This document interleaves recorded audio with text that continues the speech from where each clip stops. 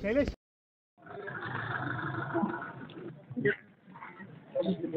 समोर घे ना.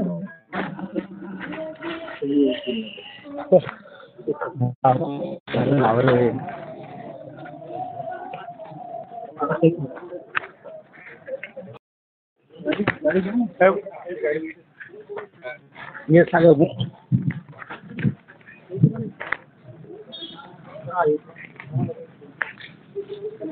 हे घेणं करून घ्या इथे सोडून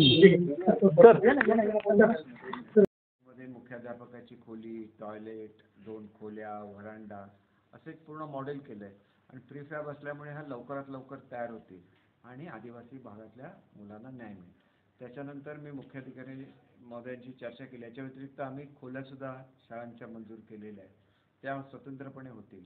परंतु इथं जो जनरल निधी असतो जिल्हा नियोजन मंडळाचा हा कमी आहे आणि आदिवासी विभागाचा जास्त आहे.